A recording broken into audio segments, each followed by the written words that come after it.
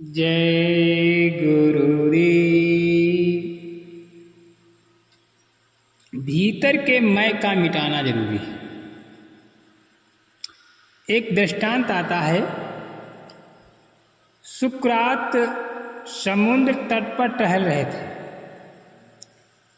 उनकी नज़र तट पर खड़े एक रोते बच्चे पर पड़ी। वो उसके पास गए और प्यार से बच्चे के सिर पर हाथ फेर कर पूछा, तुम क्यों रो रहे हो? लड़के ने कहा, ये जो मेरे हाथ में प्याला है, मैं उसमें इस समुद्र को भरना चाहता हूं, पर ये मेरे प्याले में समाता ही नहीं।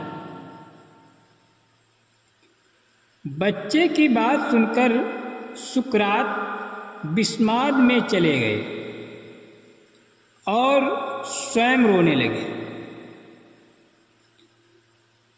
अब पूछने की बारी बच्चे की थी। बच्चा कहने लगा, आप भी मेरी तरह रोने लगे, पर आपका प्याला कहाँ है? सुकरात ने जवाब दिया, बालक, तुम छोटे से प्याले में समुद्र भरना चाहते हो और मैं अपनी छोटी सी बुद्धि में सारे संसार की जानकारी भरना चाहता हूँ।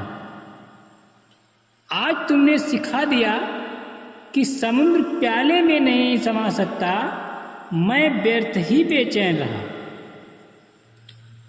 ये सुनकर बच्चे ने प्याले को दूर समुद्र में फेंक दिया और बोला, सागर अगर तू मेरे प्याले में नहीं समा सकता तो मेरा प्याला तो तुम्हारे में समा सकता। इतना सुनना था कि सुकरात बच्चे के पैरों में गिर पड़े और बोले, बहुत कीमती सूत्र हाथ लगा है।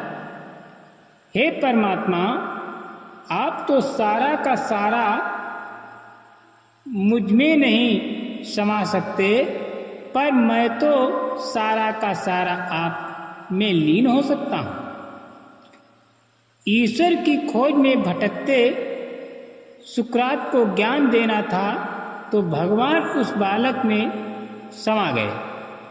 सुकरात का सारा अभिमान ध्वस्त कराया। जिस सुकरात से मिलने के सम्राट समय लेते थे, वो सुकरात एक बच्चे के चरणों में लौट गए थे। ईश्वर जब आपको अपनी शरण में लेते हैं, तब आपके अंदर का मैं सबसे पहले मिटाता है, या यूं कहें, जब आपके अंदर का मैं मिटता है तभी ईश्वर की कृपा होती है।